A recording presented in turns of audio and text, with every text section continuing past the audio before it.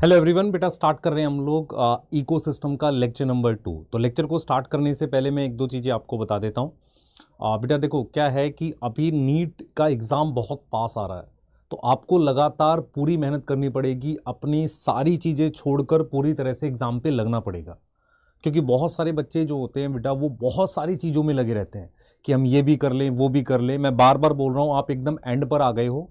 मैंने अगर मेरे से पूछोगे कि बायोडाइवर्सिटी, इकोसिस्टम और ऑर्गेनिज्म पॉपुलेशन मैंने इसलिए पहले यूट्यूब पर भी करा दिया था कि जो बच्चे ये सोचते हैं कि नहीं यार मुझे और जल्दी खत्म करके निकलना है, तो ये उनके लिए था, ठीक है। और जो बैच में प्रॉपरली पढ़ रहे हैं प्रॉपरली देखते रहो, कोई दिक्कत नहीं है और आपको सारा समझ में आएगा। तो एक दो दिन का काम है बस, है ना। आज हम ये चैप्टर खत्म कर रहे हैं और उसके बाद फिर हम एक नया चैप्टर जो लास्ट चैप्टर है बायोडाइवर्सिटी एंड कंजर्वेशन उसे फिनिश करेंगे। और मुझे ऐसा याद आ रहा है कि शायद मैंने ह्यूमन जीनोम प्रोजेक्ट नहीं कराया, तो वो भी मैं आपको करा दूंगा। पर आपसे मैं एक दो चीज पूछना चाह रहा हूं, क्या आपने चैप्टर वाइज रिवीजन या कुछ रिवीजन स्टार्ट कर लिया है? आप बताइए। मैं बार बार बोल रहा हूं कि आप अब अपना रिवीजन धीरे धीरे स्टार्ट कर दीजिए और कुछ टारगेट बना लीजिए कि मैं डेली ऐसे रिवाइज करूंगा। एनबीटीएस, एआईटीएस कोई भी एक आप फॉलो करिए, क्लियर है। और अपने आसपास ऐसे लगा लीजिए कि क्या होता है मुझे उससे मतलब नहीं है, क्या चल रहा है मुझे उससे मतलब नहीं है, घर में कौन क्या बोल रहा है मुझे उससे मतलब नहीं है, मुझे सिर्फ क्या होना है, सिलेक्ट होना है, क्लियर है। आपका एकमात्र गोल 5 मई होना चाहिए और वही आपके लिए इंपॉर्टेंट है।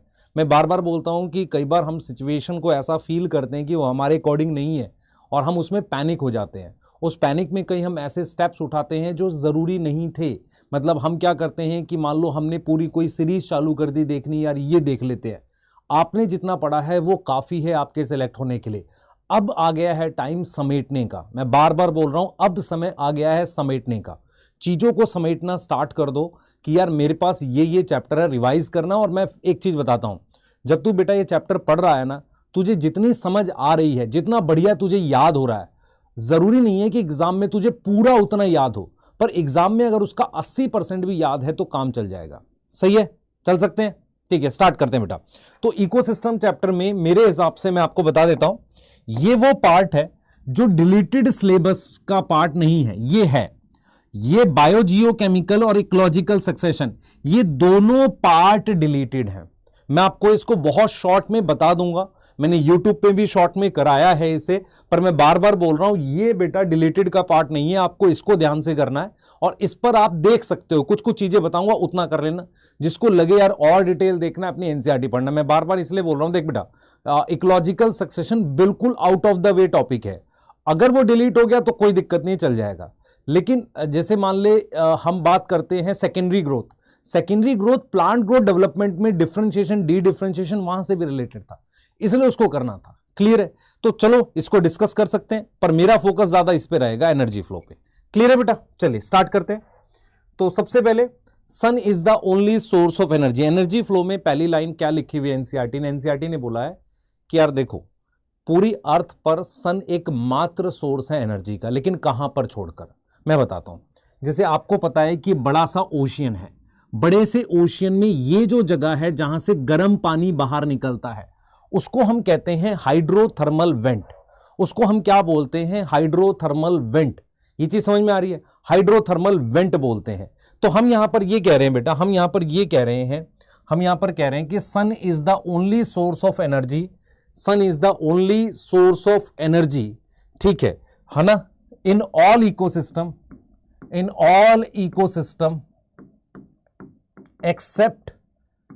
एक्सेप्ट वो जगह जहां पर गर्म पानी निकलता है, और वो गर्म पानी लावे की वजह से निकल रहा है, क्योंकि आपको पता है ना कोर में लावा होता है, हाइड्रोथर्मल वेंट, इसकी बात कर रहे हैं। अब आते हैं बेटा, ध्यान से सुनो। अगर आपने फोटोसिंथेसिस पढ़ी थी, ध्यान से आप याद करो उसमें क्या पढ़ाया था। आपको ये पढ़ाया था कि हमारे पास, ध्यान से याद करो, टोटल सनलाइट का 50% पार होता है। मतलब मान लो जो भी टोटल सनलाइट जितनी भी लाइट है उसका क्या होता है, 50% जो एनर्जी होती है वो फोटोसिंथेटिकली एक्टिव रेडिएशन, मतलब वही काम की है। फोटोसिंथेटिकली क्या है? Active radiation. मतलब मैं ये कह रहा हूं कि जैसे यूवी एक्टिव नहीं है, यूवी इंफ्रारेड से फोटोसिंथेसिस नहीं हो रही है, तो टोटल लाइट का 50% फोटोसिंथेटिकली एक्टिव रेडिएशन है। और उसमें से भी उसमें से भी 2 से 10% हमारे पास क्या है, इज पार। 2 से 10% हमारे पास क्या है, पार है। क्या ये क्लियर है?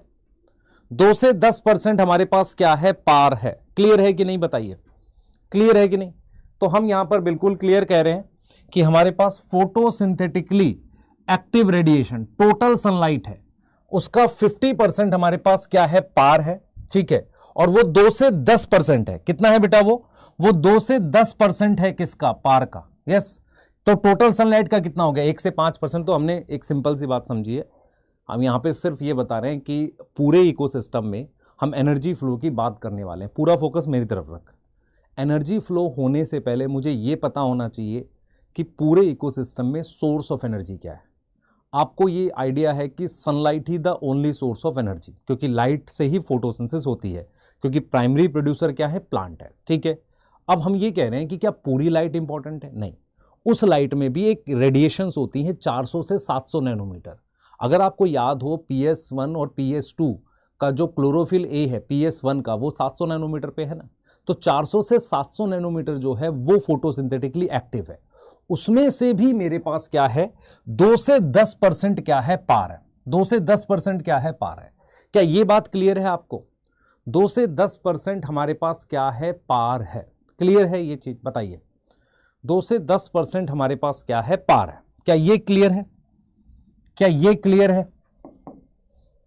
यस, ये क्लियर है। तो टोटल सनलाइट क्या है, 50% फोटोसिंथेटिकली एक्टिव रेडिएशन है। उसमें से 2 से 10% हमारे पास क्या है, पार है। पार इज फोटोसिंथेटिकली एक्टिव रेडिएशन। क्या ये क्लियर है? बताइए, क्या ये क्लियर है? ठीक है, अब मैं आपसे ये कह रहा हूं, कि आपने ये तो समझ लिया कि लाइट कितनी इंपॉर्टेंट है।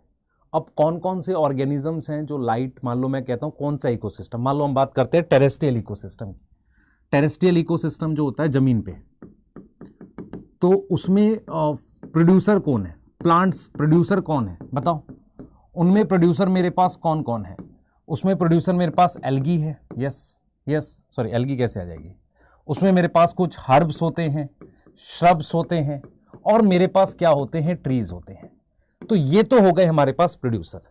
अब हम बात करते हैं बेटा टेरेस्ट्रियल के बाद हम लोग बात करते हैं एक्वेटिक की।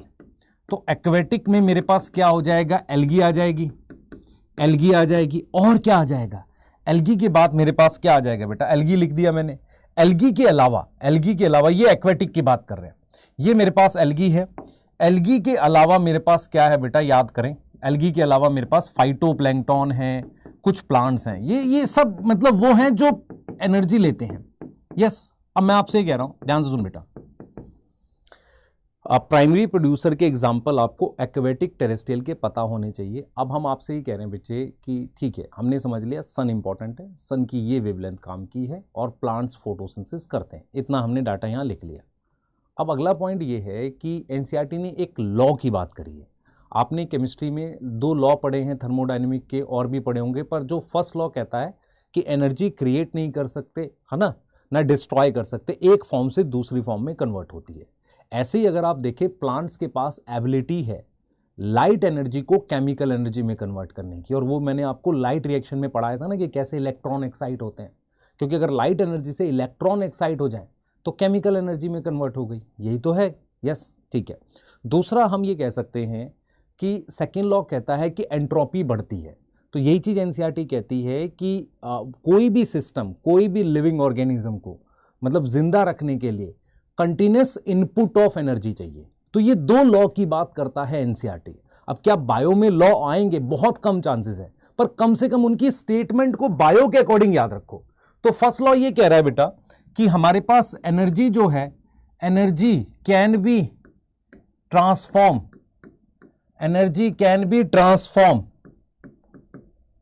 From one form to another. Energy can be transform from one form to another. ये इसको हम फर्स्ट लॉ कह रहे हैं। इसको हम क्या कह रहे हैं? फर्स्ट लॉ कह रहे हैं। तो एनर्जी जो है उसको ट्रांसफॉर्म कर सकते हैं एक फॉर्म से दूसरी फॉर्म में, ये फर्स्ट लॉ है। यस, सेकंड लॉ कह रहा है इंक्रीजिंग रेंडमनेस, इंक्रीजिंग रेंडमनेस, जो रेंडमनेस हो रही है उसके लिए कॉन्टिन्यूस इनपुट ऑफ एनर्जी चाहिए, continuous input of energy require. क्या यह समझ में आ रहा है? सही है। इसको अपने क्या बोल रहे हैं? इसको अपने बोल रहे हैं सेकेंड लॉ। तो फर्स्ट लॉ आपको समझ में आ गया, एनर्जी कैन बी ट्रांसफॉर्म एक फॉर्म से दूसरी फॉर्म में। सेकेंड लॉ कह रहा है इंक्रीजिंग रेंडमनेस, है ना, continuous input of energy is require. Clear है? यहां तक क्लियर है? आप बताइए, क्या ये क्लियर है? तो रेंडमनेस बढ़ रही है, लगातार इनपुट ऑफ एनर्जी चाहिए, ये हमारे पास सेकेंड लॉ है। अब मैं आपको क्या पढ़ाने वाला हूं, आप ध्यान से सुनना। मुझे आपसे ही जानना है, इकोसिस्टम में आप एनर्जी फ्लो समझते हो? इकोसिस्टम में एनर्जी फ्लो किसके थ्रू होगा? सर फूड चेन के थ्रू होगा। कैसे एनर्जी फ्लो करेगी? फूड चेन के थ्रू करेगी। फूड चेन के थ्रू कैसे करेगी? जैसे मान लो मैं बात करता हूं, ये प्लांट है, कोई भी प्लांट है या ग्रास है मान लो, तो उसको कौन खाएगा? ग्रास हॉपर खा लेगा। मान लो ग्रास हॉपर को किसी और ने खा लिया, किसी बर्ड ने खा लिया, ठीक है, या मैंने यहां पर लिख दिया कोई इंसेक्ट लिख दिया। अब उस इंसेक्ट को किसने खा लिया? फ्रॉग ने खा लिया। अब फ्रॉग को किसी बर्ड ने खा लिया। तो कहीं ना कहीं सनलाइट से जो एनर्जी आई वो फ्लो हो रही है फूड चेन के थ्रू। तो एनर्जी फ्लो वाले टॉपिक में मुझे बेसिकली फूड चेन डील करनी है। मुझे क्या डील करनी है? फूड चेन डील करनी है। क्लियर है? अब फूड चेन और वाले टॉपिक में दो तीन चीजें आपके लिए बहुत इंपॉर्टेंट है। सबसे पहले ये लिखना नहीं बेटा, ये जो ये लिख रहा हूं नीचे नहीं लिखना। सबसे पहले आपको फूड चेन का मतलब पता होना चाहिए। दूसरा, फूड वेब का मतलब पता होना चाहिए। फूड वेब क्या होता है। तीसरा, आपको ट्रॉफिक लेवल का मतलब पता होना चाहिए। What is trophic level? अब देख एक चीज समझ इस बात को, जैसे मान ले ये इंसेक्ट एक ट्रॉफिक लेवल है। इंसेक्ट कोई ऑर्गेनिज्म नहीं है, यहां पर जो भी प्रेजेंट होगा वो प्लांट खा रहा होगा। तो यहां पर मैं क्या लिख सकता हूं? हर्बीवोर लिख सकता हूं। अगर ये फर्स्ट ट्रॉफिक लेवल है तो ये सेकंड ट्रॉफिक लेवल हो गया ना, यस और नो? तो मुझे ट्रॉफिक लेवल पता होना चाहिए, मुझे फूड चेन क्या होती है ये पता होना चाहिए, और फूड वेब क्या होता है ये पता होना चाहिए। तो तुझे पहले ये नोट करना है, उसके बाद ये नोट करना है। आप समझो इसे, ये दूसरा नोट करना है। क्लियर है? सही है? यस, क्लियर है? बताओ, सही है? ठीक। अब हम बात करते हैं। अब हमारे पास ये फूड चेन है। देखो मैं क्या क्या बता रहा हूं। अब देखो, जैसे फॉर एग्जांपल ये दे रखा है। अब जरा मेंबर्स के बारे में जानते हैं। जैसे ये ग्रास है, तो ग्रास का ट्रॉफिक लेवल क्या है? सर फर्स्ट है, पहला ट्रॉफिक लेवल हो गया। मतलब खाना बना रहे हैं ना ये, तो इसको मैं क्या लिख सकता हूं? इसको मैं लिख सकता हूं प्राइमरी प्रोड्यूसर, लिख सकता हूं। अच्छा, एक और टर्म होती है बेटा इनके लिए, ट्रांसड्यूसर। ट्रांसड्यूसर क्या होते हैं? जो एनर्जी को पकड़ सकते हैं सनलाइट की। यस। और अगर मैं इसके एग्जांपल लिखूं, अभी मैंने लिखे भी थे, मैंने लिखे थे फाइटोप्लैंक्टन, एल्गी, ये सब एग्जांपल है ना। फाइटोप्लैंक्टन हो गया, एल्गी हो गया, ये सब इसके एग्जांपल है। और अगर मैं बात करता हूं बच्चे, अगर मैं बात करता हूं, ध्यान से सुनेंगे, अगर मैं बात करता हूं ये फाइटोप्लैंक्टन है, ये एल्गी है, उसके अलावा फाइटोप्लैंक्टन और एल्गी के अलावा, क्लियर है, एल्गी के अलावा, फाइटोप्लैंक्टन और एल्गी के अलावा हमारे पास क्या है बच्चे? हमारे पास है ये, आप देखो ध्यान से, एल्गी, सॉरी, हर्ब है ना, टेरेस्ट्रियल में हर्ब, श्रब, वुडी ट्री, ऐसी कुछ बात कर रहे हैं। यस, ऐसी कुछ बात कर रहे हैं। अब मेरी बात सुनो, मान लो मैंने लिख दिया ट्रॉफिक लेवल सेकंड, तो ग्रास ऊपर ग्रास को खा रहा है, तो ये क्या हो गया? ये हो गया हर्बीवोर। सबसे पहले ये क्या हो गया? हर्बीवोर। फिर क्या हो गया? ये प्राइमरी कंज्यूमर हो गया, प्रोड्यूसर नहीं है, प्राइमरी कंज्यूमर है। और एक चीज और लिख सकते हो, सेकेंडरी प्रोड्यूसर है ना। सेकेंडरी प्रोड्यूसर क्या होता है? अगले ट्रॉफिक लेवल के लिए, मतलब थर्ड ट्रॉफिक लेवल के लिए। भाई फ्रॉग किसको खा रहा है? इसको खा रहा है, तो ये सेकेंडरी प्रोड्यूसर हो गया। अब इसमें अदर एग्जांपल्स क्या आ सकते हैं? अदर एग्जांपल में यहां पर हेडिंग डाल रहा हूं, अदर एग्जांपल। भाई अदर एग्जांपल क्या आ सकते हैं? जैसे यहां पर अदर एग्जांपल में काऊ आ सकता है, यस और नो, काऊ आ सकता है, कोई बर्ड आ सकती है, यस और नो, ठीक है, जू प्लैंक्टन आ सकते हैं, जू प्लैंक्टन हो गए, ये सब हमारे पास हो गए। क्लियर है? सही है। अब आते हैं फ्रॉग में जो थर्ड ट्रॉफिक लेवल है। भाई ये हर्बीवोर को खा रहा ना, तो इसलिए इसको क्या लिखोगे, कार्निवोर, क्योंकि नीट में ऐसे क्वेश्चन आ जाएगा, ये मिक्स करके primary producer, secondary producer, herbivore mix करके लिखेगा और आपसे पूछेगा ट्रॉफिक लेवल बताओ। कोई डाउट है? आपसे पूछेगा ट्रॉफिक लेवल बताओ, तो यहां हमने क्या लिख दिया, कार्निवोर लिख दिया। क्या लिख दिया हमने, कार्निवोर लिख दिया। कार्निवोर जो है बेटा हमारे पास, कार्निवोर जो है हमारे पास, ध्यान देंगे, कार्निवोर मैंने यहां पर लिखा है, ठीक है। कार्निवोर सेकेंडरी प्रोड्यूसर है, यस, ठीक है, देख रहे हो, सॉरी सेकेंडरी प्रोड्यूसर कैसे होगा, ये सेकेंडरी कंज्यूमर है, दूसरे नंबर का कंज्यूमर है, यस, और अगले लेवल के लिए प्रोड्यूसर है, तो टर्शरी प्रोड्यूसर हो गया। भाई टर्शरी प्रोड्यूसर फोर्थ लेवल के लिए होगा, क्योंकि ये लेवल कौन सा हो गया, फोर्थ हो गया, तो टर्शरी क्या हो गया, प्रोड्यूसर हो गया। क्लियर है यहां पर? अब यहां पर मेरे पास जो एग्जांपल्स आएंगे, वो एग्जांपल्स क्या क्या आएंगे मैं बता देता हूं। वो एग्जांपल्स आएंगे हमारे पास, ध्यान से सुनेंगे बेटा, एग्जांपल्स हमारे पास क्या क्या आएंगे, जू फिश आ गई, स्मॉल फिश आ गई, यस, क्लियर है ना, स्नेक आ गया, कुछ भी ऐसे स्मॉल फिश आ गई, और यहां पर क्या लिखा हुआ है हमने, ये फ्रॉग वगैरह आ गया, है ना, यस।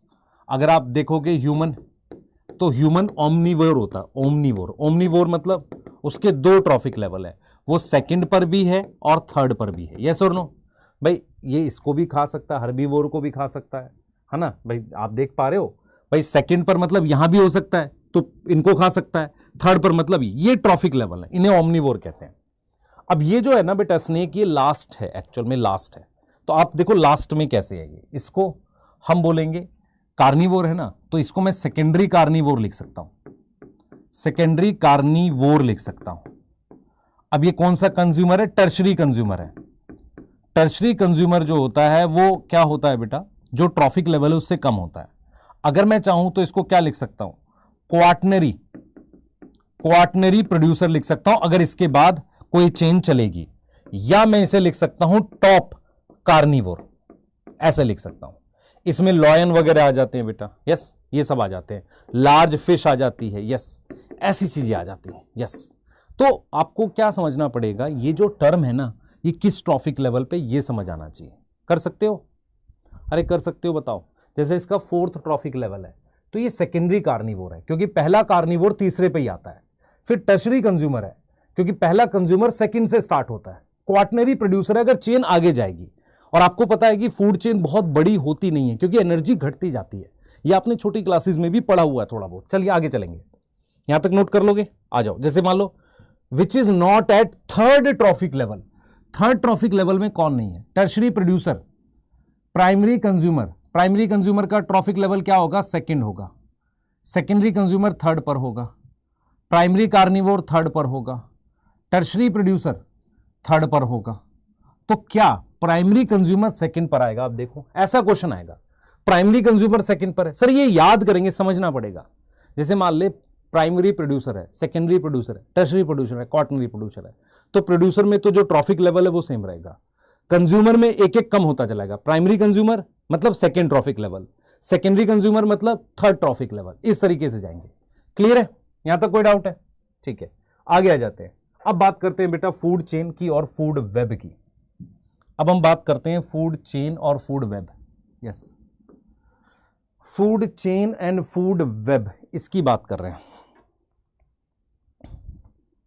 इसकी हम लोग बात कर रहे हैं। सबसे पहले फूड चेन क्या होता है? फूड चेन का मतलब होता है कि इंटरलिंक्ड ट्रॉफिक लेवल। सबसे पहले तो ये डेफिनेशन बनेगी। इंटरलिंक्ड ट्रॉफिक लेवल को अपने क्या बोलते हैं? फूड चेन बोलते हैं। क्या बोलते हैं बेटा? अपने फूड चेन बोलते हैं। उसको कहते हैं कि ट्रॉफिक लेवल अपने आप आपस में जुड़ा हुआ है, यस। या हम बोल सकते हैं इंटरडिपेंडेंसी। इंटरडिपेंडेंसी का क्या मतलब होता है? कौन किस पे निर्भर है? ऑफ ऑर्गेनिजम्स फॉर न्यूट्रिशन, खाने को लेकर एक दूसरे पे जो निर्भरता है उसको अपने क्या बोल सकते हैं? अपने क्या बोल सकते हैं? फूड चेन बोल सकते हैं। यहां तक कोई डाउट है? यहां तक कोई डाउट है? और फूड चेन के कई एग्जांपल्स होते हैं। ठीक है, अब आ जाओ जरा फूड वेब किसे कहते हैं। देखो अगर फूड चेन को आपस में लिंक कर दूं, interlinked food chain, interlinked food chain is food web, food web. अब इधर देखो बेटा, मैंने यहां लिखा ग्रास, ग्रास के बाद मैंने इंसेक्ट लिख दिया।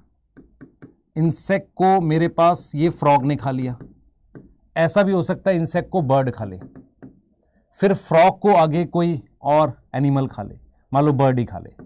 देख रहे हो, तो आपस में फूड चेन जुड़ी हुई है। यस यस, है कि नहीं? देख लो आप खुद से। अब यहां पर आपस में जुड़ी हुई फूड चेन को क्या बोलते हैं? क्या बोलेंगे बेटा? फूड वेब बोलेंगे। अब इधर देखिए एक चीज समझ, जैसे मान ले ये एक ट्रॉफिक लेवल है, जैसे यहां पर मैंने लिख दिया ग्रास। तो ट्रॉफिक लेवल एक्चुअल में क्या होता है? जैसे ये ग्रास है, तो ट्रॉफिक लेवल क्या ऑर्गेनिज्म है? मान लो ट्रॉफिक लेवल क्या ऑर्गेनिज्म होता है? नहीं होता। ट्रॉफिक लेवल क्या होता है? यहां ग्रास का रोल क्या है?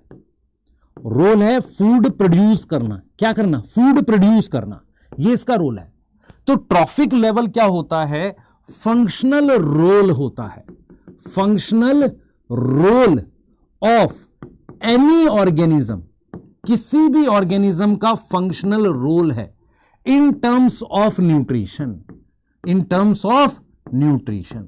न्यूट्रिशन की टर्म में वो क्या काम कर रहा है, वो क्या है? ट्रॉफिक लेवल है।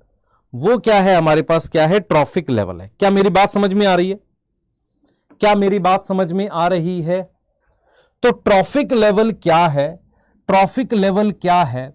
ऑर्गेनिज्म का है, ऑर्गेनिज्म का है, और वो फंक्शनल रोल है किसका? किसी भी ऑर्गेनिज्म का। Yes, in terms of nutrition. किसकी टर्म्स में? न्यूट्रिशन की टर्म्स में अगर है, उसको हमने क्या बोल दिया? ट्रॉफिक लेवल बोल दिया। क्लियर है कि नहीं? तो हमारे पास ये ग्रास है जो फूड प्रोड्यूस कर रही है। यस, यहां पर हमारे पास क्या है? ग्रास हॉपर है। ठीक है, यस, आगे चलते हैं। ठीक है, तो ग्रास खाना बना रही है, ग्रास हॉपर जो है, ठीक है, ग्रास हॉपर क्या है? वो उसे खा रहा है, तो ये इसका रोल है। अगर खाने को लेकर जो रोल है, जैसे मैं अगर आपसे कहूं, मेरी बात समझना ध्यान से, ह्यूमन जो है वो सेकंड ट्रॉफिक लेवल पर भी है और थर्ड पर भी है। मेरी बात समझ में आ रही है? ह्यूमन जो है वो सेकंड पर भी है, थर्ड पर भी है, सेकंड ट्रॉफिक लेवल पर भी है और हमारे पास क्या है? थर्ड पर भी है। यहां तक क्लियर है बेटा? जल्दी बताओ।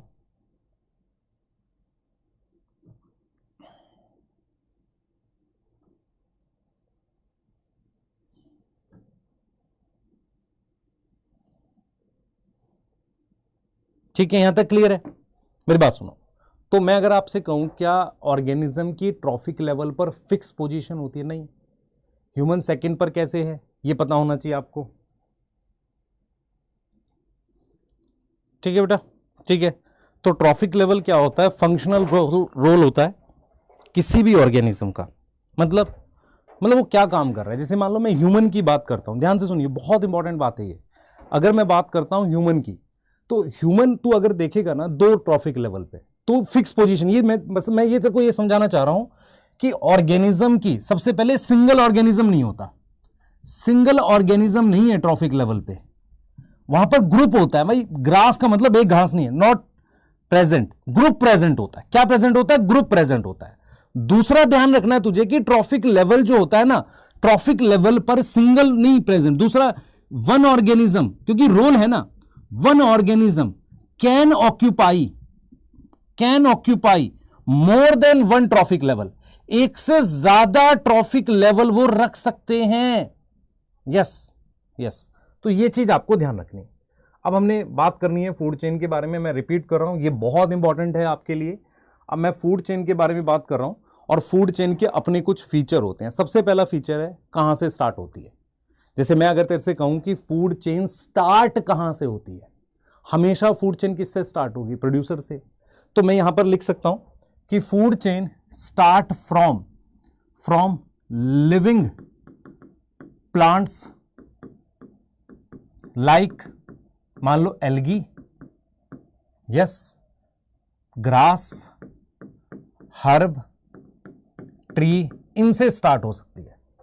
तो इससे स्टार्ट हो सकती है। अच्छा, इसको हम कहते हैं, ये जब इससे स्टार्ट होती है तो इसको हम ग्रेजिंग फूड चेन कहते हैं।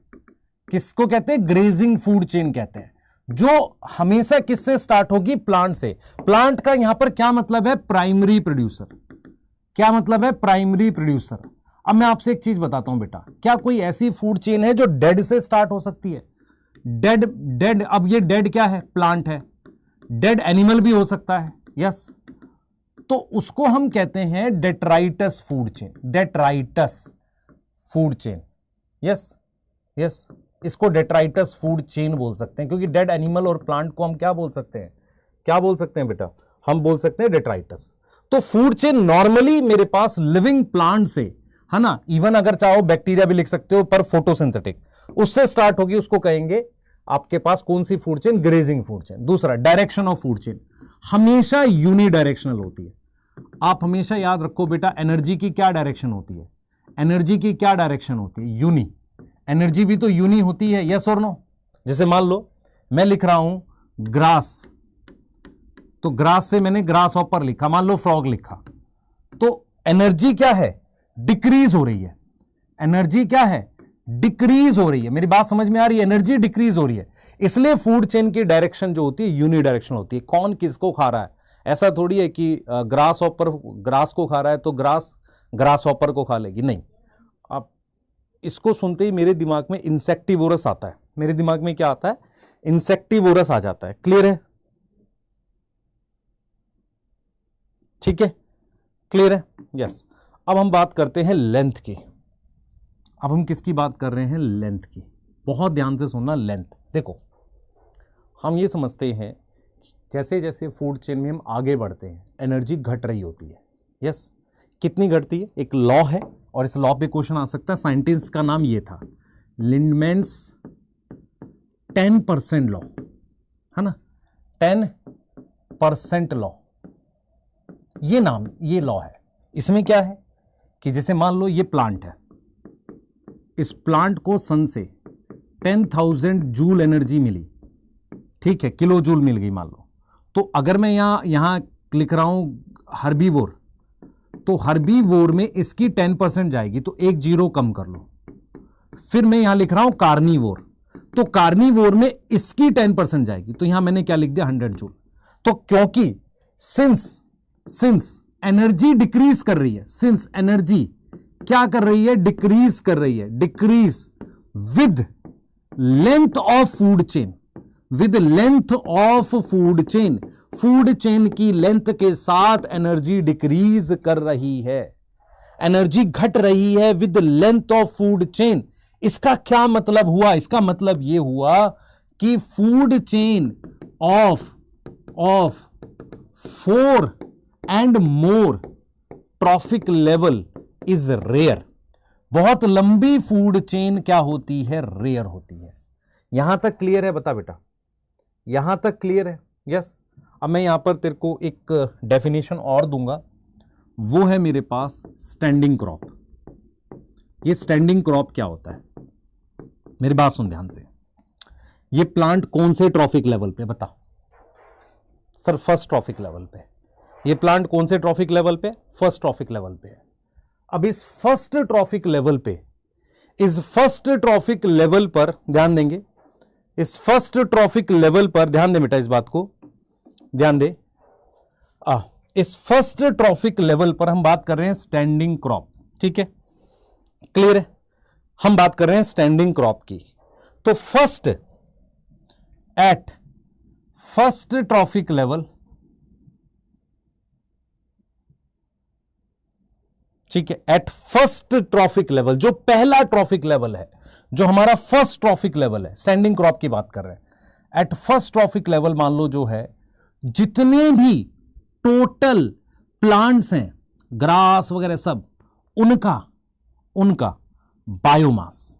सोचो सर, आज आपका दिमाग थोड़ा हिला हुआ लग रहा है। नहीं बेटा, ऐसा नहीं है, तू पूरा फोकस कर। मैं बार बार बोल रहा हूं, हम पूरा प्लान करते हैं कि कहीं ना कहीं आपको चैप्टर वाइज कुछ टेस्ट देने स्टार्ट करें, है ना। उसका बस समय थोड़ा सा कम लग रहा है, जैसे ही मिलेगा उसको करेंगे आपके लिए। और आपको कुछ नहीं करना, मैं बार बार बोल, अपने अगर आप DPPs ठीक से बना लो, PNS SNS के अब सोल्यूशन आपको देने स्टार्ट, जैसे सिलेबस खत्म होता है सोल्यूशन आपको इसके, क्योंकि वही हमारा मेन काम रह जाएगा।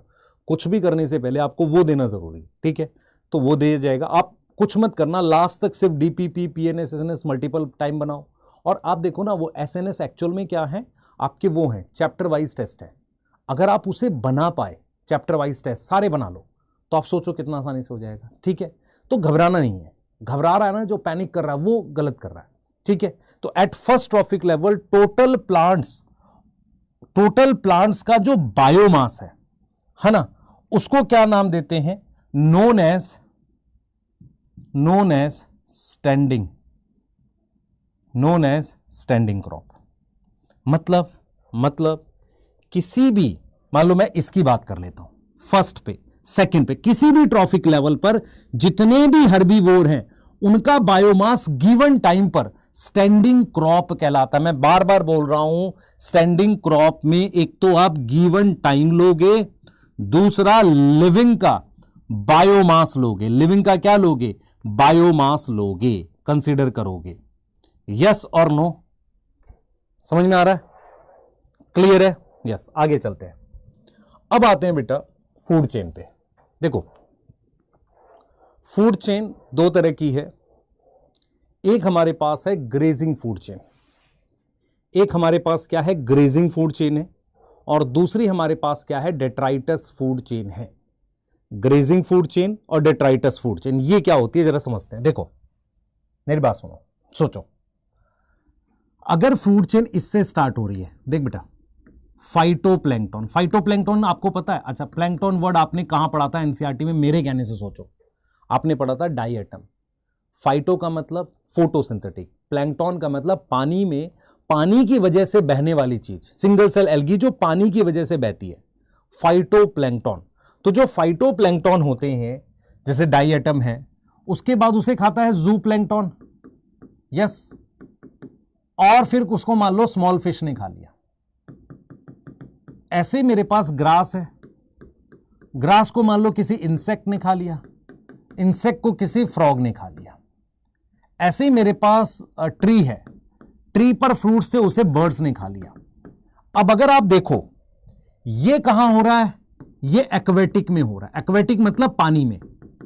ये कहां हो रहा है सर, ये ग्रासलैंड में हो रहा है। ग्रासलैंड समझ में आता है, घास के मैदान में हो रहा है। ये कहां हो रहा है, ये फॉरेस्ट में हो रहा है, यस, या इसको ट्री बोल सकते हैं। अब इन तीनों फूड चेन में, in all three food chain starting किससे बता, स्टार्टिंग इज फ्रॉम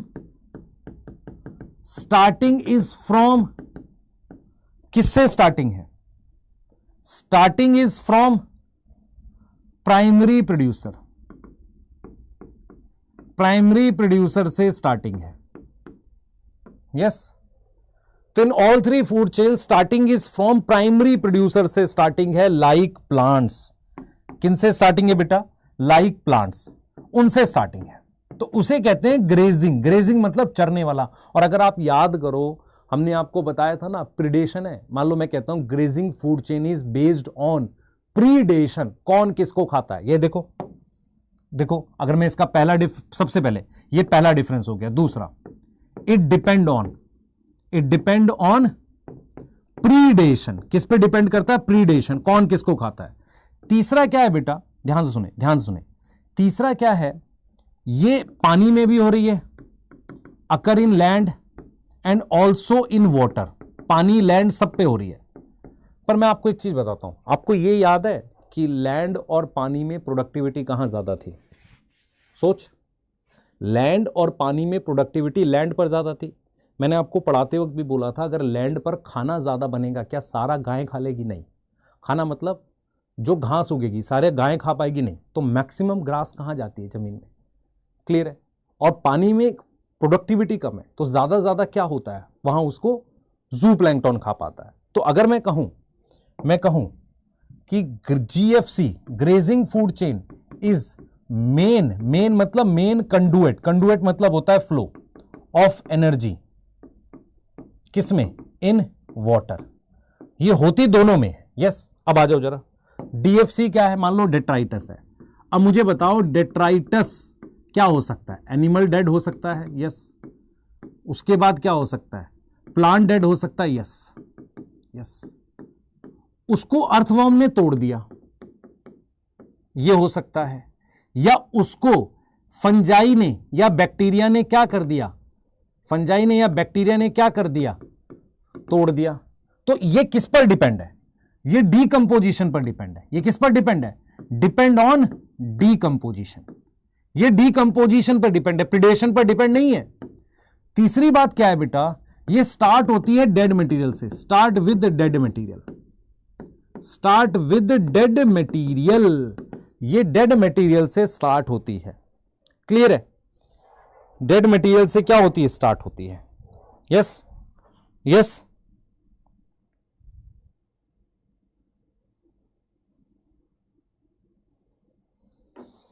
ठीक है, तो depend on decomposition, start with dead material, start with dead material, depend on decomposition. Yes yes, ये है। क्लियर है? ये अर्थवर्म है, ये फंजाई बैक्टीरिया, ये हमने किया। ये डिपेंड है किस पर? डीकंपोजिशन पर। ये स्टार्ट होती है डेड मटेरियल से। ये चीज समझ में आ रही है? ये चीज समझ में आ रही है? क्लियर है? यस, ये चीज समझ में आ रही है? देख लो बेटा, ये चीज समझ में आ रही है? तो डेट्राइटस फूड चेन क्या है? Earthworm, fungi bacteria, depend on decomposition, start with dead material. अब देखो, एनसीईआरटी ने एक बात लिखी है। एनसीईआरटी पूछ रहा है डीएफसी लैंड पर क्यों है, पानी में कम है। मैं पहली बात तो अपने दिमाग में बिठा लो, जो जीएफसी एंड डीएफसी, जीएफसी क्या है? केएफसी नहीं कह रहा, जीएफसी है ग्रेजिंग फूड चेन, और DFC both occur on land and water, land और पानी दोनों में होती है।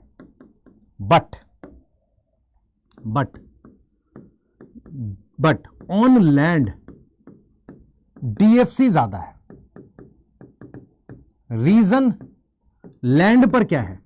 ऑन लैंड प्रोडक्टिविटी हाई है। पहले ही बता भाई, पानी में प्रोडक्टिविटी लो है, प्राइमरी प्रोडक्टिविटी क्या है? पानी की कम है, हमने पढ़ा भी था 70 बिलियन और वो वाला लो है। तो इसीलिए ज्यादा क्या है? जीएफसी है भाई, उसको खा लिया जाएगा। ऑन लैंड क्या है? प्रोडक्टिविटी वेरी हाई है, वेरी हाई है। तो क्या ज्यादा होगी? मोर इज डीएफसी, क्योंकि very less food is very less food, बहुत कम खाना है।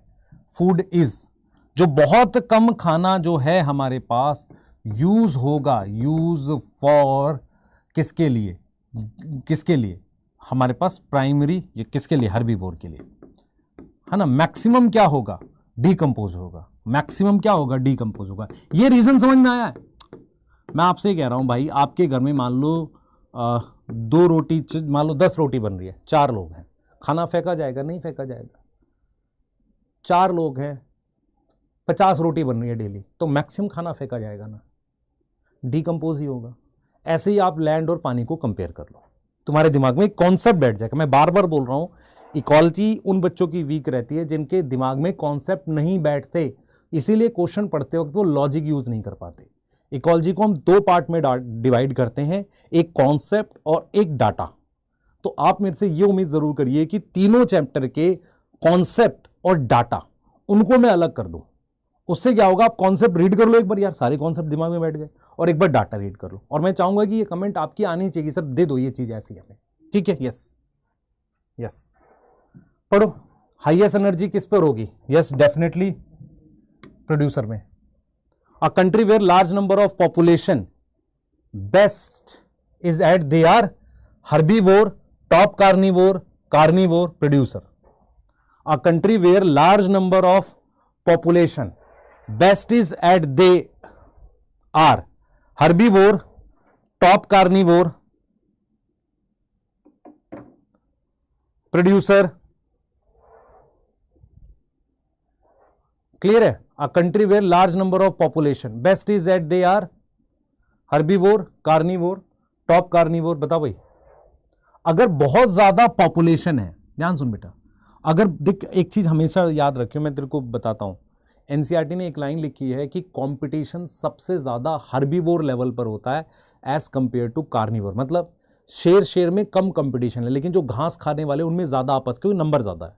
अच्छा, अगर किसी कंट्री की पॉपुलेशन बहुत हाई है तो वो अगर हर्बीवोर होगी तो ज्यादा ठीक रहेगा, वेजिटेरियन होगी ज्यादा, क्योंकि क्या होगा कि अगर मैं कह रहा हूं कि वो नॉन वेजिटेरियन पॉपुलेशन है तो क्या होगा, वो उस लेवल पर है, वो मान लो जैसे आप समझो कि एनर्जी घट रही है, यस और नो, एनर्जी धीरे धीरे घट रही है, तो मान लो ह्यूमन पॉपुलेशन को हर्बीवोर खाना है या ग्रास खानी है, ज्यादा ग्रास अवेलेबल है, यस, और एनर्जी घट रही है, आप उस लॉजिक से सोचो। नहीं समझ में आया? अगर किसी कंट्री की पॉपुलेशन बहुत बड़ी है, अगर वो कार्निवोर लेवल पर होगी तो कोई एनिमल को फीड करना पड़ेगा ना। आप समझो, एक एग्जांपल बायोडायवर्सिटी में पढ़ाया जाएगा आपको कि अमेज़न फॉरेस्ट को काटा जा रहा है, एक तो सोयाबीन कल्टीवेशन के लिए, सोयाबीन क्यों उगा रहे हैं भाई? प्रोटीन के लिए, प्रोटीन के लिए। दूसरा बीफ कैटल, कैटल्स को मान लो खा रहे हैं लोग, तो बीफ कैटल जो, मेरी बात समझिए इस बात को, तो उसके चक्कर में फॉरेस्ट काट, क्योंकि एनिमल को ग्रो करके उसे खाना ज्यादा मुश्किल है एज कंपेयर टू प्लांट। ये लॉजिक है सिर्फ, इसमें मैं ये नहीं कह रहा कि आप वेजिटेरियन हो या नो, मैं वो बात कही नहीं रहा बच्चे, इसको गलत सेंस में नहीं लिखेंगे और किसी तरह की फर्जी कमेंट नहीं करेगा कोई। मैं बार बार बोलता हूं इस चीज को, मैं एज अ टीचर न्यूट्रल हूं। मतलब ये लेके कि आप गर्ल हो बॉय हो, बिल्कुल मेरे को फर्क नहीं पड़ता, आप किस रिलीजन के, मेरे को बिल्कुल फर्क नहीं पड़ता। मैं आप सबको एज अ मतलब टीचर गार्जियन ये बातें समझा रहा होता हूं, बस। आ जाओ, competition among members is more. कहां कंपटीशन ज्यादा होगा? फर्स्ट ट्रॉफिक लेवल पर ज्यादा कंपटीशन होता है, चेक करो, एनसीईआरटी में लिखा हुआ है, ये एनसीईआरटी में लिखा हुआ इसलिए क्वेश्चन कराया गया, ठीक है, यस। अब आओ, हमने क्या किया बेटा, एक टॉपिक है इसमें, बहुत अच्छा टॉपिक है, इसे हम कहते हैं इकोलॉजिकल पिरामिड। देखो हम क्या करते हैं, पिरामिड ग्राफ क्यों बनाते हैं? हम कंपैरिजन चाहते हैं, हम एक डाटा देखना चाहते हैं कि किस तरीके का होता है। तो इकोलॉजिकल पिरामिड क्या होता है कि आप क्या कर रहे हो, फूड चेन को, फूड चेन में जो भी मेंबर्स हैं, मान लो ग्रास है, देखो मान लो आपके पास ये मान लो आप कहते हो फाइटोप्लैंक्टन है, फिर जू प्लैंक्टन है, फिर मान लो फिश है, तो ये फूड चेन हो गई। तो फूड चेन के जो भी मेंबर है उनको एक ग्राफ के हिसाब से आप दिखा रहे हो, किसकी टर्म्स में? बायोमास की टर्म्स। मतलब टर्म का क्या मतलब है भाई, उनका मास कितना है। जैसे मान लो फाइटोप्लैंक्टन का कितना मास है, फाइटोप्लैंक्टन का क्या नंबर है, फाइटोप्लैंक्टन की कितनी ऊर्जा है, एनर्जी है, इसकी टर्म्स में। तो इकोलॉजिकल पिरामिड क्या होता है कि जब फूड चेन के मेंबर्स को या मेंबर्स ऑफ फूड चेन को आप रिप्रेजेंट करते हैं एक ग्राफ में, एक डायग्राम में, in terms of energy, biomass और नंबर, उसे इकोलॉजिकल पिरामिड कहते हैं। क्योंकि ये पार्ट डिलीटेड नहीं है तो यहां पर एक साइंटिस्ट का नाम लिख देता हूं, इसे इल्टोनियन पिरामिड भी कहा जाता है। साइंटिस्ट का नाम था एल्टन, उसके नाम पर। तो इकोलॉजिकल पिरामिड क्या होता है? It is graphical representation, graphical representation of किसका? Of graphical representation of biomass, number, देख रहे हो, it is graphical representation of members of food chain, members of food chain किसकी टर्म्स में? In terms of number, biomass, ठीक है, numbers, biomass, ठीक है, नंबर, बायोमास और क्या था भाई, और एनर्जी, इसकी टर्म में, ठीक है। सम इंपॉर्टेंट पॉइंट्स आ जाओ, सम इंपॉर्टेंट पॉइंट्स। पहला ध्यान से सुनेंगे, जब आप इकोलॉजिकल, ये इंपॉर्टेंट पॉइंट किस चीज के? While drawing ecological pyramid, ecological pyramid बनाते वक्त मुझे क्या पॉइंट्स हैं, ठीक है, वाइल ड्राइंग इकोलॉजिकल पिरामिड मेरे दिमाग में क्या पॉइंट्स आने चाहिए। सबसे पहला पॉइंट है, सबसे पहला पॉइंट ध्यान देंगे बेटा, वाइल ड्रॉइंग इकोलॉजिकल पिरामिड, सबसे पहला point, all members of food chain should be counted. मतलब जैसे मान लो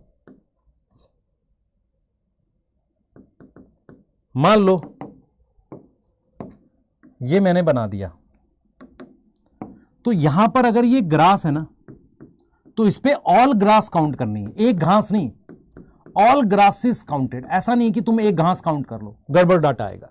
रीजन बताता हूं कैसे। जैसे मान लो ग्रास हॉपर फ्रॉग ऐसे बना लिया। अब मुझे एक चीज बता, एक सिंगल घास का बायोमास ग्रास हॉपर से तो कम आएगा, लेकिन अगर तू सारी घास ले लेगा तो बायोमास ज्यादा आएगा। तो ये चीज तुम्हें ध्यान रखनी है कि आप समझ रहे हो, अलग तरीके का डाटा आएगा। तो हमेशा क्या करना है, मान लो मैं कहता हूं कि जब इकोलॉजिकल पिरामिड ड्रॉ करते हैं ना, तो मैंने लिख लिया प्राइमरी प्रोड्यूसर, तो उसमें सारे मेंबर काउंट किए जाते हैं। क्या किया जाता है, सारे मेंबर क्या किए जाते हैं, काउंट किए जाते हैं। यस, क्लियर बेटा?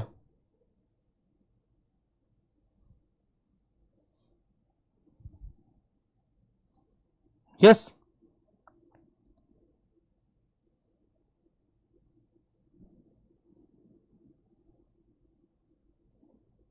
ठीक है, क्लियर है यहां तक? दूसरा सुनो, दूसरा ये है बेटा, जो बेस ऑफ पिरामिड होता है, बेस ऑफ पिरामिड, मान लो इकोलॉजिकल पिरामिड बना रहे हैं, ठीक है, उस पे ऑलवेज प्राइमरी प्रोड्यूसर होते हैं।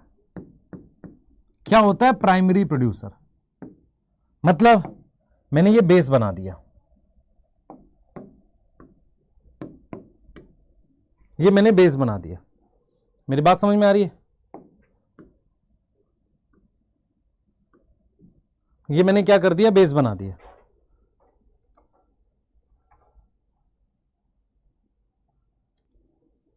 ठीक है बेटा, मेरी बात समझ। जैसे मान ले ये पिरामिड बना रहे हैं, तो बेस पे क्या बनाऊंगा मैं, देख बेस पर क्या बनाऊंगा, बेस पे मैं हमेशा प्राइमरी प्रोड्यूसर बनाऊंगा। बेस पे मैं क्या बनाऊंगा, प्राइमरी प्रोड्यूसर बनाऊंगा। ठीक है, यस, ऐसे नीचे से ऊपर की तरफ जा रहा हूं, तो बेस ऑफ पिरामिड में मैं हमेशा प्राइमरी प्रोड्यूसर ही बनाऊंगा। यह चीज ध्यान रखेंगे। तो बेस पर हम हमेशा प्राइमरी प्रोड्यूसर बनाएंगे, इस चीज में कोई डाउट नहीं रखना। क्लियर है? क्लियर है यहां तक? ठीक है, यस। और सारे मेंबर काउंट करने, यहां ग्रास है तो सारी ग्रास आनी है। तो इसका मतलब ऐसा नहीं है कि आप कभी प्राइमरी प्रोड्यूसर ऊपर बना दोगे, नहीं, हमेशा नीचे से ऊपर की तरफ ड्रॉ करना है पिरामिड को। क्लियर है? और मेरे पास इकोलॉजिकल पिरामिड जो है ना बेटा, वो जीएफसी के लिए ड्रॉ करते हैं, ड्रॉन फॉर जीएफसी। जीएफसी क्यों? ग्रेजिंग फूड चेन के लिए ड्रॉ करते हैं, ग्रेजिंग फूड चेन के लिए ड्रॉ करते हैं। यस और नो? ग्रेजिंग फूड चेन के लिए ड्रॉ करते हैं। क्लियर है यहां तक? अब हमारे सिलेबस में क्या है मैं आपको बताता हूं। अब देखो जीएफसी कितनी है तुम्हारे पास, एक है किसकी, एक्वेटिक की, यस, दूसरी है ग्रासलैंड की, यस, और तीसरी है फॉरेस्ट की। तो इसका मतलब तुम्हारे पास जीएफसी 3 टाइप की हैं। कितनी टाइप की हैं सर? 3 टाइप की, एक पानी की है, ग्रासलैंड की, एक फॉरेस्ट की। अब मैं इसके इकोलॉजिकल पिरामिड ड्रॉ करूंगा, इसके मैं क्या करूंगा बेटा, इकोलॉजिकल पिरामिड ड्रॉ करूंगा। यहां तक बात समझ में आ रही है? पहले बता, यहां तक की बात क्लियर है? तो मैं ग्रेजिंग फूड चेन के लिए इकोलॉजिकल पिरामिड ड्रॉ करता हूं, यह ध्यान रख। अब देख मैं ड्रॉ करने जा रहा हूं, ध्यान सुन बेटा, ध्यान सुन। जैसे मान ले मैं पिरामिड ऑफ एनर्जी बनाता हूं, तो मैंने क्या किया, ध्यान दियो बच्चे, मैंने क्या किया,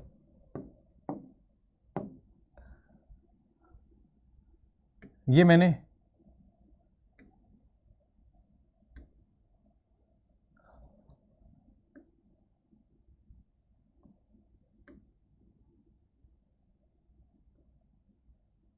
ठीक है, ये मैंने पिरामिड ऑफ एनर्जी ग्रासलैंड के लिए बना दिया। तो यहां पर ये ग्रास है, ग्रास हॉपर मान लो, और ये फ्रॉग मान लो, तो ये पिरामिड सीधा आ रहा है। फॉरेस्ट के लिए बनाऊंगा, तो फॉरेस्ट में 2 ही मेंबर बनाते हैं नॉर्मली, एक बनाते हैं ट्री और एक बनाते हैं बर्ड। ठीक है, एक्वेटिक के लिए फाइटोप्लैंक्टन, जू प्लैंकटन और ये देख बेटा, ये आ गया क्या चीज सर, ये आ गया फाइटोप्लैंकटन। कोई डाउट है? ये आ गया जू प्लैंकटन और ये आ गया स्मॉल फिश। यस, क्लियर है? यस, तो फाइटोप्लैंकटन, जू प्लैंकटन और ये स्मॉल फिश है हमारे पास। अब मैं यहां पर बिल्कुल श्योर हूं, जो आपको समझना है ध्यान से सुनो बच्चे, ध्यान से सुनना, बहुत इंपॉर्टेंट है। हमारे पास ये ग्रास है, ग्रास हॉपर है, ये फ्रॉग है। अब आप देख रहे हो पिरामिड सीधा बना है, ये वाला पिरामिड भी सीधा बना है और ये वाला पिरामिड भी क्या बना है, सीधा बना है। क्लियर है? देख पा रहे हो? ये सारे पिरामिड क्या बने हैं, सीधे बने हैं। हमारे पास ये फाइटोप्लैंकटन है, जू प्लैंकटन है, स्मॉल फिश है, यहां पर ट्री है, बर्ड है, यहां ग्रास, ग्रास हॉपर, ये फ्रॉग है। ये हमारे पास सारे पिरामिड क्या है, सीधे बने हैं। क्लियर है? ये सारे पिरामिड क्या है, सीधे बने हैं। क्लियर? यहां पर, यहां तक कोई डाउट है? यहां तक कोई डाउट है? देखो, क्लियर है यहां तक? सही है। तो पिरामिड ऑफ एनर्जी आपका सीधा बना है। पिरामिड ऑफ नंबर की बात कर लेते हैं, पिरामिड ऑफ नंबर की। तो पिरामिड ऑफ नंबर का मतलब होता है कि हम नंबर के हिसाब से देख रहे हैं, ठीक है? तो एनर्जी का तो हमेशा सीधा ही बनना है, ध्यान रखना, ये याद रखना बेटा आपने, क्योंकि एनर्जी तो हमेशा डिक्रीज होती है, तो पिरामिड ऑफ एनर्जी तो हमेशा सीधा बनेगा। अब नंबर की बात कर लेते हैं। देख बच्चे, ये ग्रास में ग्रासलैंड का, देख मैंने फिर बोला था कि अगर मैं सिंगल घास लूंगा तो शायद उल्टा बन जाता है पिरामिड। देख बच्चे, आप मुझे सोच के बता, ग्रास की संख्या ग्रास हॉपर से तो ज्यादा होगी ना, फ्रॉग से ग्रास हॉपर ज्यादा होंगे, तो ये भी सीधा बनेगा। और अगर मैं बायोमास की बात करूं तो सारे घास का बायोमास ग्रास हॉपर के बायोमास के और फ्रॉग के बायोमास से ऐसा ही होगा, ज्यादा होगा। मतलब मान लो मेरे पास, ऐसे समझो, मान लो 1000 10,000 ग्रास है, वो अगर 1 ग्राम की भी है तो काफी वजन हो गया। यस, ऐसे ही मान लो मेरे पास 10 या मेरे पास मान लो 40 ग्रास हॉपर है, अगर वो 10 ग्राम के हैं तो इससे तो कम हो गया। यहां पर मेरे पास 2 फ्रॉग हैं और अगर वो 100 ग्राम के भी हैं, तो आप देख रहे हो, तो ये भी सीधा बनेगा। तो इसका मतलब नंबर का, बायोमास का, अब ये ग्राम में हो सकता है, ये नंबर में हो सकता है, ये सीधा बनेगा। अब आते हैं जरा फॉरेस्ट पे, मेरी बात समझिए ध्यान से। अगर मैं बात करूं नंबर की, तो ट्री का नंबर हमेशा बर्ड से कम होगा। आप इधर देख बेटा, ट्री का नंबर हमेशा बर्ड से कम होगा कि ज्यादा होगा, अपना दिमाग लगा। ट्री का नंबर बर्ड से, तो ये वाला पिरामिड क्या कहलाएगा सर, ये इन्वर्टेड है। उल्टे पिरामिड को कहते हैं इन्वर्टेड। तो आपको ध्यान रखना, पिरामिड ऑफ नंबर किसका, फॉरेस्ट वाला उल्टा बन रहा है।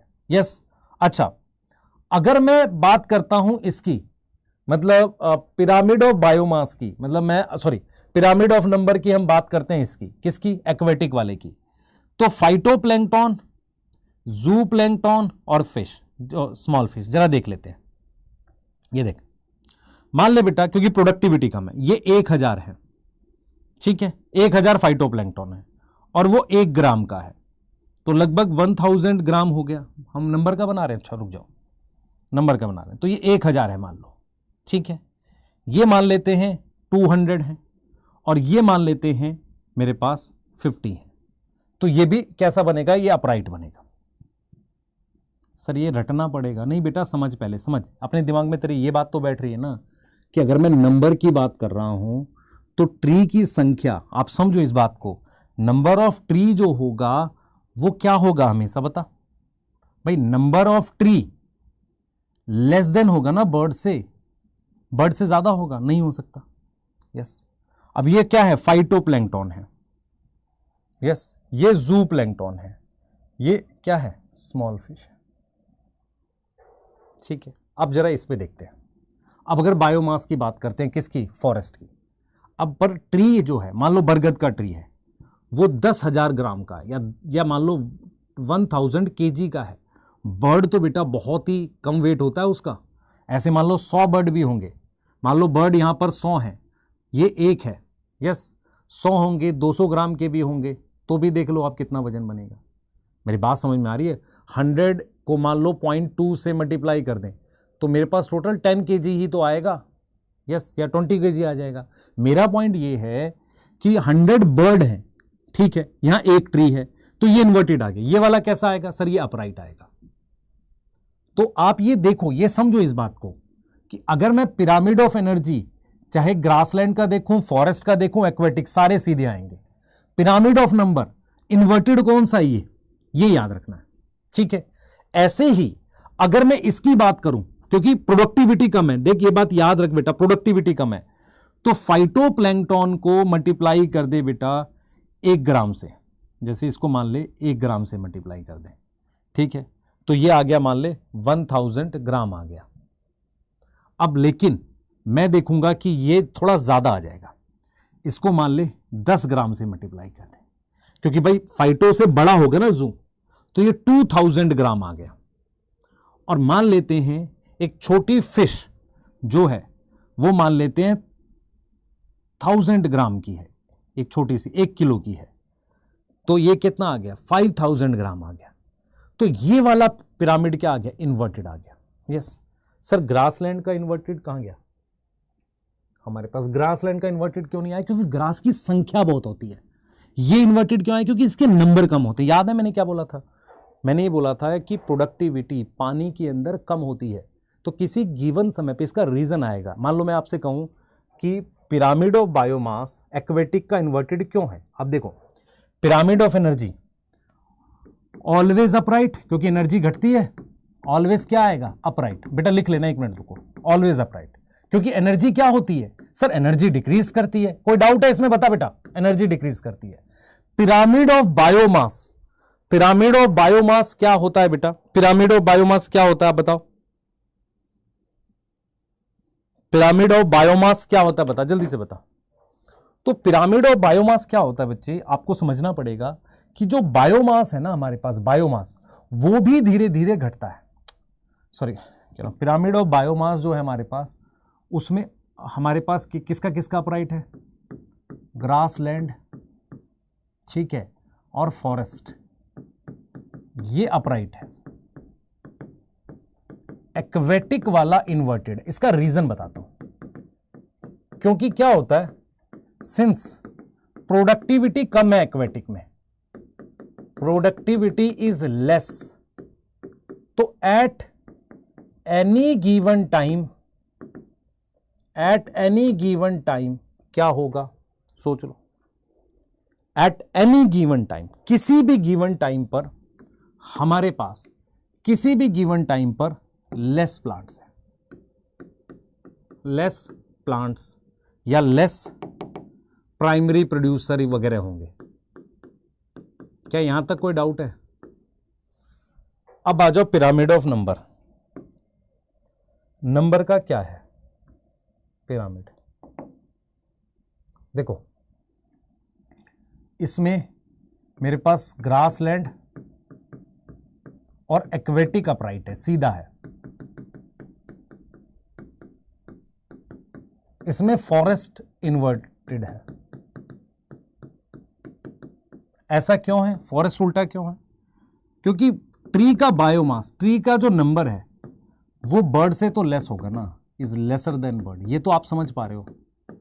तो ये रीजंस हैं जो आपको कॉन्सेप्ट की फॉर्म में अपने दिमाग में बिठाने हैं, ठीक है। स्टैंडिंग क्रॉप मैं बता चुका हूं, मुझे नहीं लगता ज़रूरत है दोबारा बताने की। और मैं आपको एक चीज़ और बता देता हूँ बेटा, कि हमारे पास इकोलॉजिकल पिरामिड की कुछ वो हैं, ड्रॉबैक हैं। ड्रॉबैक 3 दे रखे हैं। किसके ड्रॉबैक हैं? इकोलॉजिकल पिरामिड के। अच्छा, लिखना था आपको, लिख लो पहले, ये वाले बना लो, फिर मैं इकोलॉजिकल पिरामिड के ड्रॉबैक बता रहा हूँ आपको। और प्लीज़ इसकी एनसीईआरटी में भी करा भी रहा हूँ आपको, उसको करना है हमने अच्छे से, ठीक है। यस, ठीक। तो हमारे पास क्या है, इकोलॉजिकल पिरामिड के कुछ ड्रॉबैक हैं, ड्रॉबैक हैं।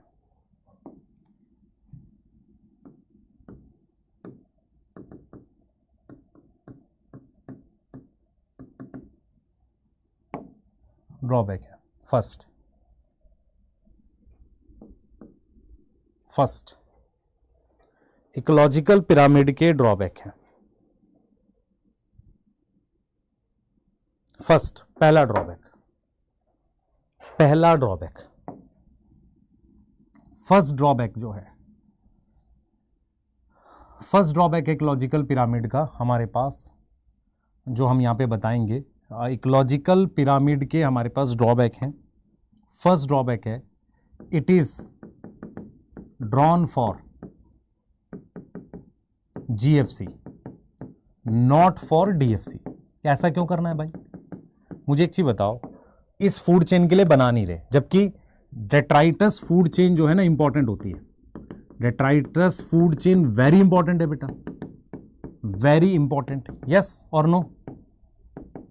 भाई डेट्राइटस फूड चेन इंपॉर्टेंट नहीं है नेचर में? बहुत इंपॉर्टेंट है। दूसरा, एक member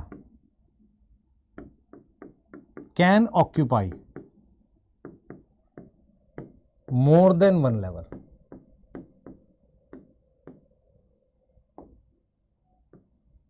more than one level.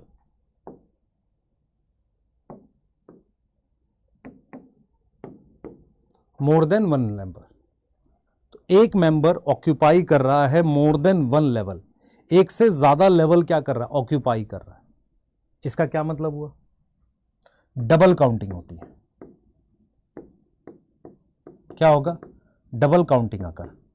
दूसरा एक सबसे बड़ा ड्रॉबैक क्या है बेटा? जो इकोलॉजिकल पिरामिड है ना, वो किसके लिए बनाए गए? पिरामिड ड्रॉन फॉर, किसके लिए बनाए गए? Drawn for food chain, food chain के लिए। बट इन नेचर क्या मिलता है? Food web.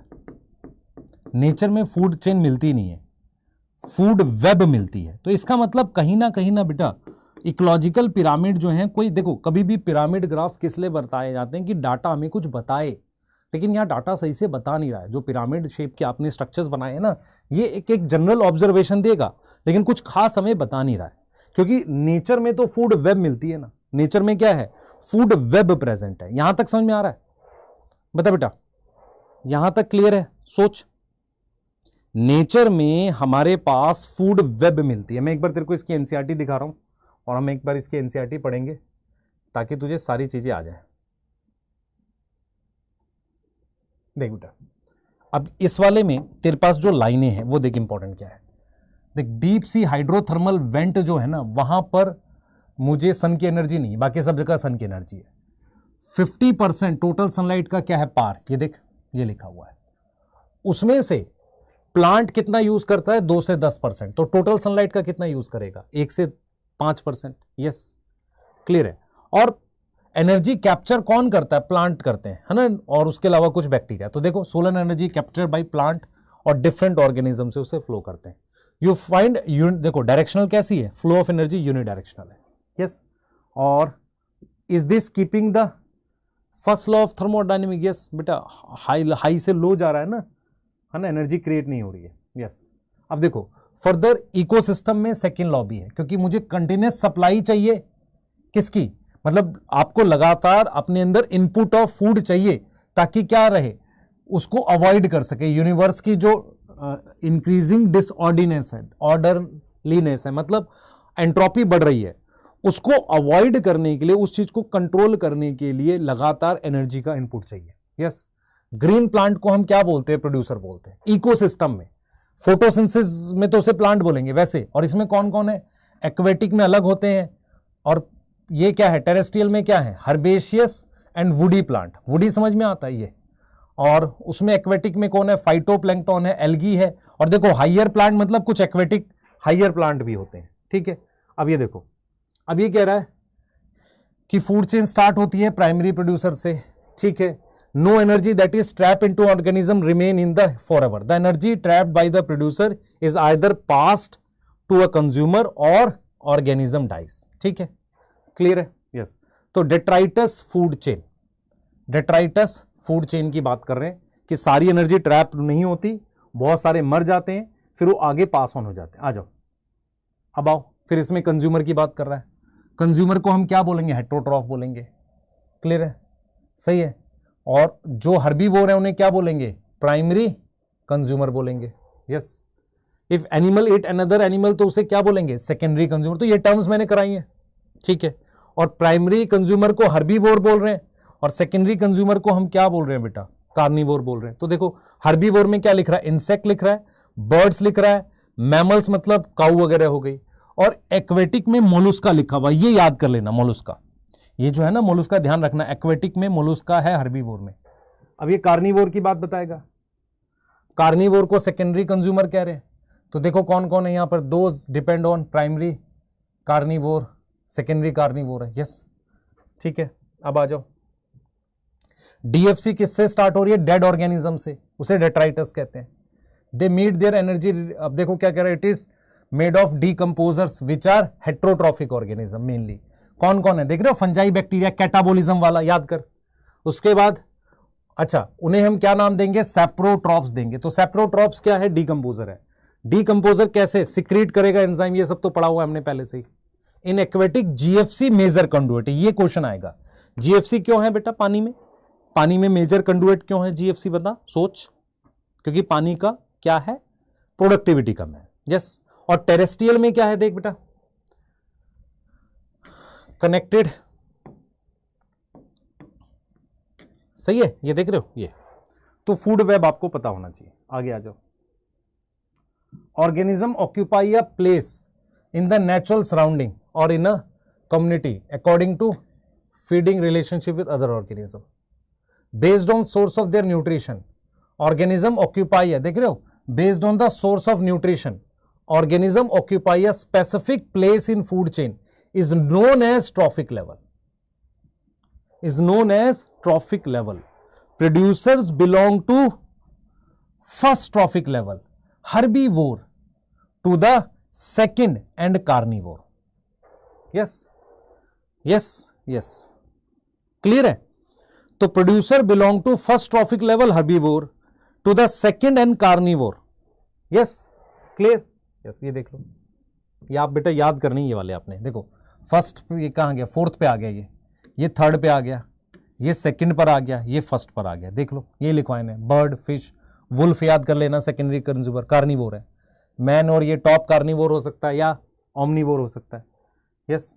आ जाओ, देख रहे हो एनर्जी डिक्रीज करती है, इसलिए लंबी फूड चेन नहीं होती, 10% लॉ यहां पर है। स्टैंडिंग क्रॉप बताया था, standing crop is measured as the mass में मेजर कर लो या नंबर में कर लो, ठीक है, सही है, यस। और फ्रेश वेट या ड्राई वेट में कर लो, और वो क्या होता है आप देख लो, certain mass of living organism at a particular time, किसी गिवन टाइम पर लिविंग ऑर्गेनिज्म, लिविंग मटेरियल, समझ में आ रहा है, इसके मास को क्या बोलते हैं, स्टैंडिंग क्रॉप। और ये रहा 10% लॉ यहां पे दे रखा है, ठीक है, क्लियर। अब देखो इकोलॉजिकल पिरामिड क्या है, आपने पिरामिड देखा, उसकी शेप पता है, नीचे से ब्रॉड होता है, क्लियर है। अगर क्या करें, इस तरह की शेप बनाए हम, किसमें, फूड को लेके, एनर्जी को लेके और बायोमास को लेके, क्लियर है, तो उसको अपने क्या बोलेंगे, ecological pyramid. 3 ecological pyramid that are usually pyramid of number, pyramid of biomass और pyramid of energy, pyramid of number, biomass, energy, clear है,